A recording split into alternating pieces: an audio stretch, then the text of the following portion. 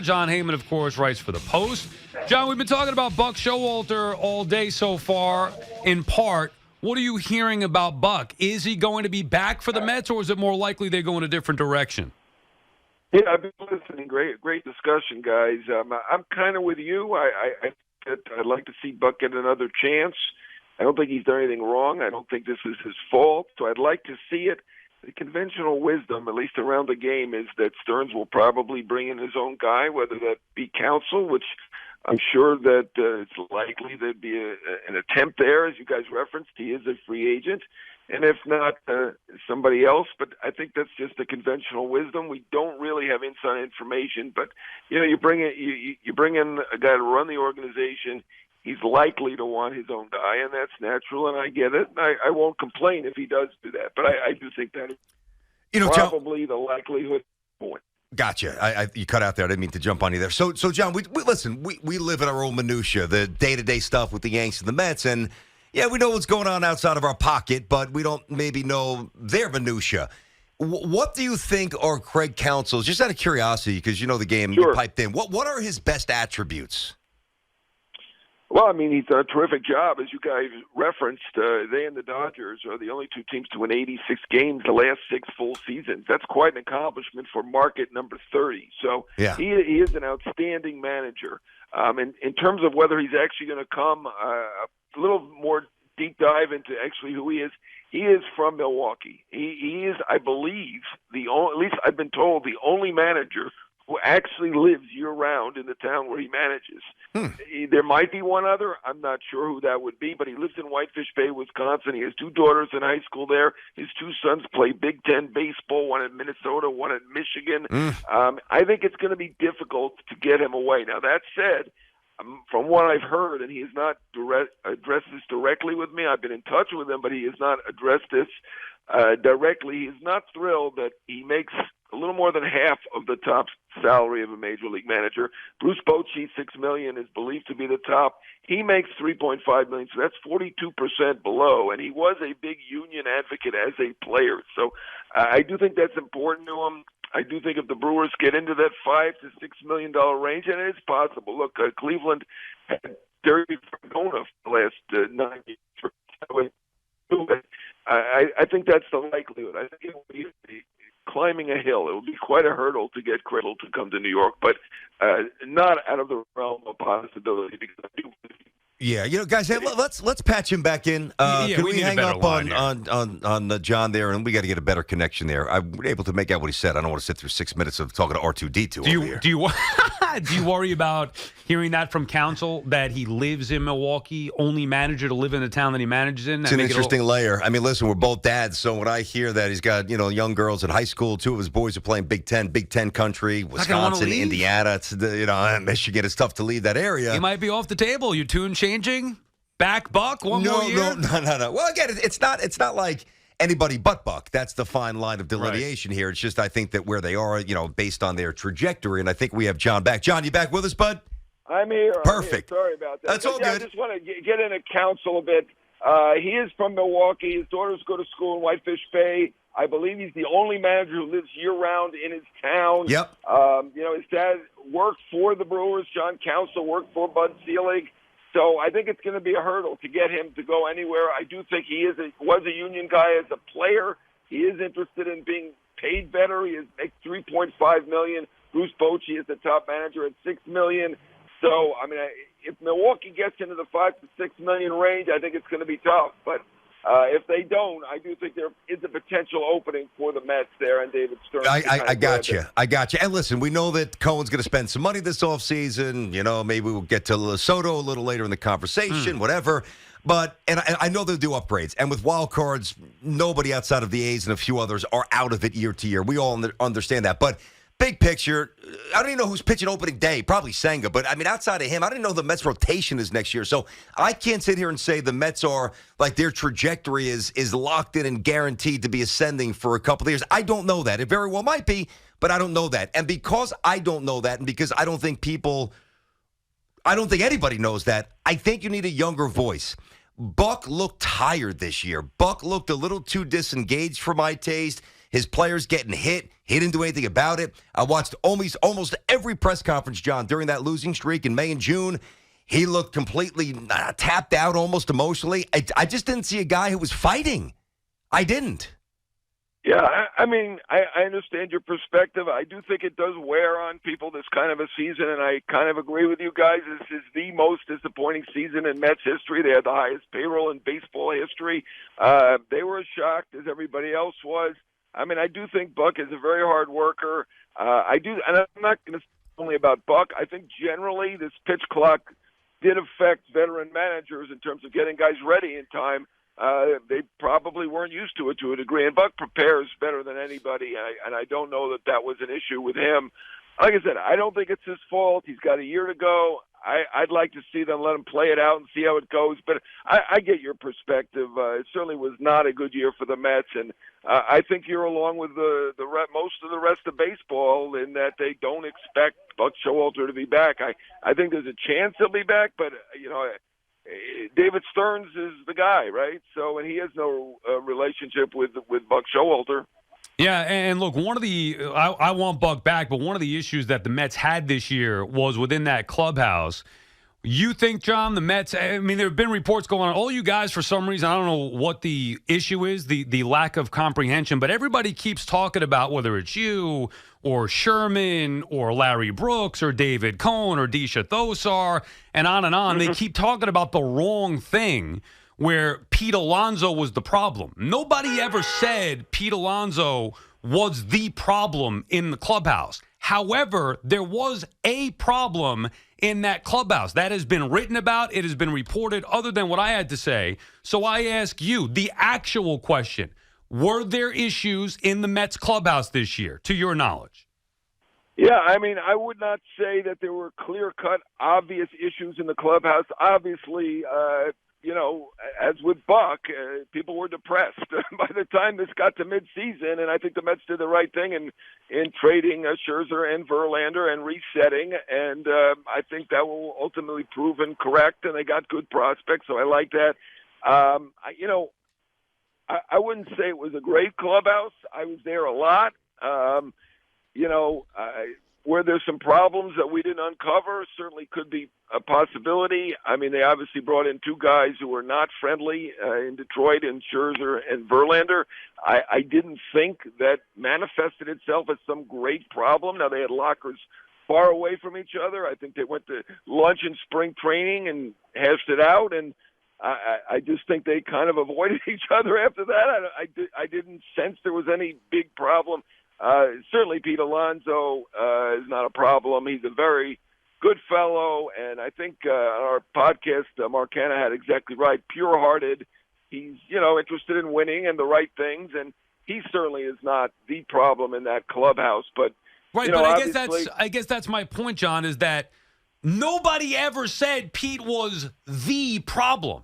And yet I got to sit back and watch you write about it, Sherman talking about it on the podcast or writing about it, Larry Brooks, who should stick to covering hockey, right? I don't know how he jumps in and thinks he knows more than I do. And you guys are writing about it, but nobody's talking about the issue. Nobody ever said Pete was the problem. So when you ask Mark Hanna if Pete Alonso was the problem in the clubhouse, that's a stupid question because nobody ever said that. What there was an issue in the clubhouse. Your guy, Mike Puma, who covers the team for the Post, wrote about it the next day that there were issues in the clubhouse with quotes from guys in the clubhouse saying it wasn't as good as it was last year. So that's what I want to know. Forget about Alonso being a bad guy. Nobody ever said that he was. We should all clear that up. It never was said. So it's about the actual clubhouse. Was it a good clubhouse, yes or no? To me, it was not. And it's been written about, not just by me, but by other people. Well, first of all, defend Larry Brooks. He is in the clubhouse a fair amount. He might be a hockey guy, but he is there. And so I think anybody who is there on a regular basis certainly can have a decent opinion about it. I was, first of all, two things on that. Number one, I was there in the clubhouse, and I was in a dugout. Well, as a matter of fact, I was waiting for Sherman to finish up a conversation with Buck because the Mets set up a meeting with me and Buck Showalter. So I was there. Let's not make it like I'm not around. Not to mention that I talk to people who are around the clubhouse all the time. That's number one. Number two, you report on these things, right? You report on free agency, on trades, on contract signing. You ever in the room when those trades are happening? You in the front office when that's going down? No, I'm not. So then how are you qualified to report on that then? Yeah, exactly. Well, That's the point. Sources, So I'm just trying to clear the things up here. Nobody, right? But I'm not never, invited. Yeah. And I'm not invited into the trade discussions. You're welcome to go to the clubhouse. Right. And if you And don't I have a don't- pass, but you I'll don't- be happy to get you a pass. No, I do have one, but I don't need to Okay, go. because I've never seen you in the clubhouse, but I'll take your. I've been going. Look, I've been in clubhouses. First of all, it's not my job to go in the clubhouses. I've been going to clubhouses for 20 years. Like you don't think I know what I'm talking about? But that's not even the point. The point is I don't need to have an opinion on this stuff or to get some knowledge. Just like you don't need to be in the rooms at the front office to figure out who's getting signed or who's getting traded. But that's not even the real issue. The real issue is that you and other writers at the Post and other people, and you keep doing it because I heard the podcast and it was brought to my attention. Sherman said the same thing. You guys asked Canada the same question. Is Alonso a bad guy? Nobody ever said that. So whether I'm in the clubhouse or not, I never said Pete Alonso was a bad guy. So where are you guys getting this information from? Well, my recollection from what you said was you mentioned Pete's name while talking about it not being a great clubhouse. You didn't say he was a bad guy, but you kind of raised the issue. Is it a problem? Well, let me clear it up. His name was mentioned. And let me just say that many people, and I've been in that clubhouse probably 15 times since then, many people have said to me and want to set the record straight that Pete is not the problem. So right, but I could have told you didn't that. raise it. No, I was ready to. I at this understand point, that. I was ready to drop it. Joe raised it, and I don't blame him. And it got big attention, even at SNY.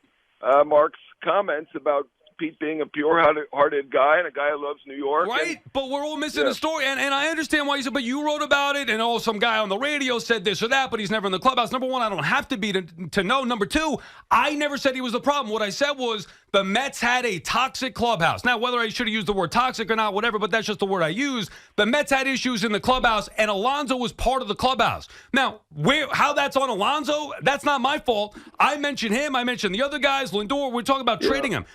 So you guys all took this story and ran with it with something I never said, and then you're getting confirmation on something that never happened. Hey, Mark Hanna, is Pete Alonso a bad guy? No, of course he's not. Well, I'm telling you he's not either. I never said he was. So we just got to just clear it up here and get to the issue. By the way, the clubhouse did have issues. It was reported before I said it. It was reported after I said it. So the clubhouse did have issues. That's the story. I don't remember how Joel worded it, but I think we've all been. Joel and I have been in the clubhouse a lot, and a lot of people have come up to us and wanted to set the record straight. And you may not have said Pete's a bad guy, but it probably shouldn't have been mentioned that Pete's name in that discussion of the clubhouse, because it's certainly not him. But that's so people wanted to correct that and make sure that people understand it's not Pete. That's about the size of it. But I got to tell you, John. And look, you and I go way back. I mean, I remember talking to him when I used to work on the Francesa show. And I feel like there's some issue that you have with me. You called me out for something a few years ago that I said on SNY, and I don't know where that was coming from. And then I got to sit back and read these shots from you and Sherman and Brooks. Like, I've earned more respect than that. I know what I'm talking about. And you guys are missing the point. The point is there was an issue in the clubhouse. Nobody's reporting on that. It's all, well, Pete Alonso's a great guy. Oh, Alonso's a great guy. Yeah, nobody ever said that he wasn't. So I just wanted to bring it back to what the issue should be. There was an issue in the clubhouse that your own guy Puma reported about. That's it. Right. Well, you certainly can say there's an issue in the clubhouse without mentioning names, but you mentioned one name, and that's the problem that people had, and I think that's it. I don't think there's any problem with you about it. I did hear it. And like I said, a lot of people have suggested to me it's not Pete, and they wanted to divorce Pete from that conversation. As far as the clubhouse, I mean, that's a subjective thing. It's hard to know for sure. Like I said, I've been there 30 times this year or so, 10 on the road, and I wouldn't have said there was some incredible issue, but certainly the fact that they underperformed this badly, and certainly by the middle of it, they seemed somewhat depressed, as you guys have referenced on Buck. I would say it's fair to bring it up, and it's fair to wonder about the clubhouse. I think it was just that one sentence where you wondered whether, Pete is the biggest star on the team, which is natural to wonder that. But the fact that he was the only one mentioned in that conversation, that's probably why a lot of people wanted that record corrected. I've got no problem with you. The thing that was something historic, and I thought it was a lighthearted thing on Twitter, and I probably shouldn't have done it, but I have no other issue with you at all. But I it was remember just that a now, matter the of historic correcting the managers, and maybe I took it a little too personally, so I apologize for that as well. And let me just finish Don't up this. worry. I do too. Don't worry.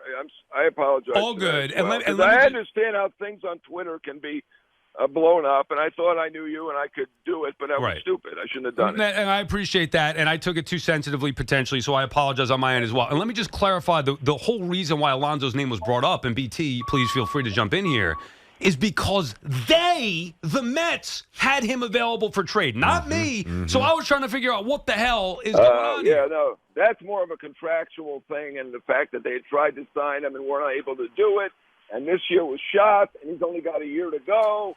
So you've got to consider all sorts of things about guys who only have a year to go as they traded Scherzer and Verlander. That was contractual. That was not about the clubhouse in any way. Yeah. So that's all. I think people want to, because he's just he's just a nice old lug of a guy. He's a very nice guy. Yeah. So I think that's why people really wanted this record corrected.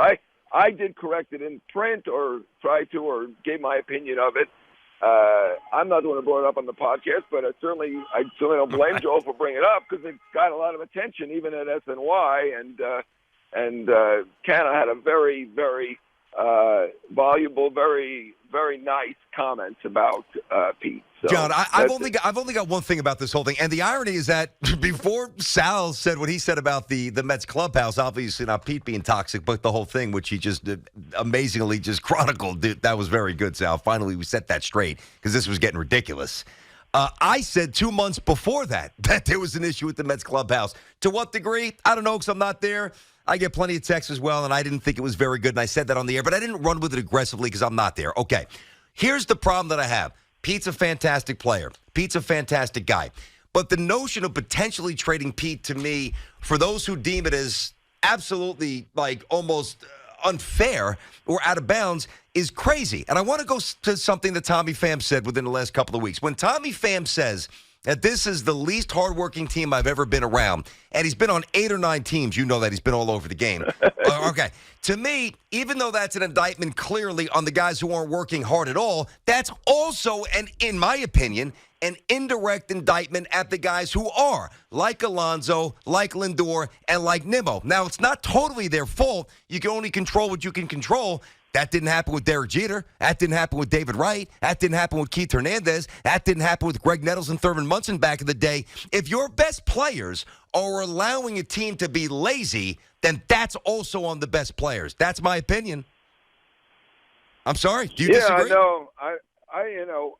I'm not sure that there's any problem with their work ethic. As Kenna said, Pham just has an unusual work ethic, and he's constantly working. And some people may think that's overdoing it. I don't know. And I have not noticed any problem with it. I took it as a reflection on Buck more than the other players because I don't see they have those type of players who are going to go out of their way. Now, David Wright was a guy who would do that.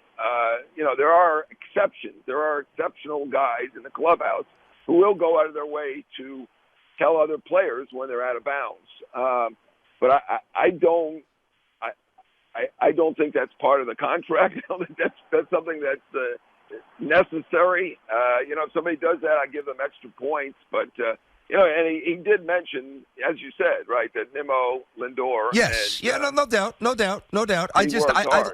Maybe it's unfair to burden the best players with that level of responsibility, but that's what I expect out of the best players, whether it's right or wrong. I expect that. I think most fans do. I very quickly, though, without really getting too deeply into it, we've got a lot of time for this, but based on all the Alonso stuff, 50-50 he's gone, 70-30 he's not. Give me some odds here. You know what's going on. What do you think? I'm going to say only maybe 30% that he would be traded at this point. With a year to go, the value is certainly down. You're not going to get a ton. Look, Mookie Betts was traded with a year to go. Is anybody happy with what they got for him? Now, maybe they should have done better. Yeah, they should have gotten better players. Yeah. Maybe. Yeah. But with 1 year to go, you're not going to get a ton. There's going to be a lot of speculation on Soto, too, with a year to go. And San Diego obviously having a disappointing season, too. That's my question there. They also don't have it in their DNA to actually do that kind of a trade. The Mets do, and they have a new guy coming in. So maybe Alonso has more chance than Soto to be traded, but there'll certainly be a lot of speculation about both guys, and I'm just not sure that they can get a ton for them. And I think my opinion, it's not such a terrible solution to bring them back like the Yankees did with Judge, play it out, see how it goes, because I do believe them. I do take them at their word that they're going to try to be competitive. And I heard you guys before, which team is better set up, I think, because of Cone, a new guy coming in Stearns. I think the Mets are a little better set up, and I'm not writing off next year. So I'd bring them back and see how it goes, and then try to sign them as a free agent. Or, if things go very poorly, you can trade him at the deadline next year too. But I wouldn't personally do it now and get that kind of Mookie Betts trade, which, he's a great player, but he's not Mookie Betts. So you'll get less than what they got for Mookie Betts. Last one for me, John, real quick here. We appreciate your time. You mentioned Soto. Better chance the Mets get Soto or Ohtani? I'll say Ohtani because he's a free agent. I still don't believe it's in the DNA of the Padres to do it. Wow. I wouldn't write off the Yankees for Soto either. There we go. They left-handed bats, right? So I wouldn't write it off. I mean, we'll see. Ohtani is going to be enormous. So we'll see. And Steve Cohen's got the wherewithal to do it. So, and he's always collected the best at everything, including his art collection, so cannot write them off. Even if they don't look like the favorite right now, they're a favorite, I think. Thank you, John. We appreciate a few minutes. All right, I'm glad we cleared or tried to clear everything up. I appreciate it. No, I appreciate that as well. Thank you very much. All right, we good job, appreciate John. it. And I just got to say, BT, I wasn't going to do anything on it. I've ignored it for weeks, essentially. I remember I came back from vacation. All I said was, I'm going to say that there are a lot of stupid people out there. I'm not one of them. And then yesterday was brought to my attention that, again, they brought it up on the podcast, which is why I said, well, and Heyman, I know. I've had a relationship with him when I was working behind the scenes with Francesa. Yep. And, enough's enough. Everybody's getting it wrong here. Nobody ever said that Alonso was the problem. And then you have to hear David Cohn on Sunday Night Baseball saying, oh, Pete's a great clubhouse guy. Yeah, no bleep. Nobody ever said he wasn't a good guy. But there were issues in the clubhouse. That has been reported, not just by me saying it, that has been reported out there before and after. And everybody ignores that and focuses on, well, is Pete a good guy? Disha Thosar is asking Eric Chavez, oh, is Pete Alonso a good guy? Oh, he's a great guy. Whoever said that's an idiot. Yeah, nobody ever said he wasn't. So you guys are all, and then Joel Sherman taking his shots. That smug jerk. And we wouldn't even put him on the air. That's why I went to Heyman. He's taking his shots in the paper. Larry Brooks, who's a hockey writer, taking his shots. Oh, you never been around the clubhouse. What does that mean? First of all, I have been. Second of all, you don't have to. Heyman just admitted it. He breaks all these stories all the time. He's not in these front offices. You don't need to be. Enough. I've had enough of it. They're all wrong. Enough. Listen, and enough with the disrespect. I will not tolerate it anymore. If you try to respond to detractors on social media, I don't mean you in general, you're never going to win. That's why I don't even try. But when a story gets hijacked the way it did, you got to settle it, and we did. Wayne Randazzo, that smug little dweeb apparently we're as not well. done, though. Okay. No, I got a list. Let's hear who's on the list? I'm telling you now. I want more names. I think that's it. I think we went over them. I'm not the person you want to cross. Brooks. Randazzo. Sherman. Oh, Sherman. Disha did write a thing. I have no issue with her. I don't know her personally, but... Anybody from the fan? No, I don't think anybody. I think for the most part, people understood what was happening here. Anyway, let's now put that to bed. I never said Pete Alonso was the problem. I said he was part of a problem in that clubhouse, and that I stand by.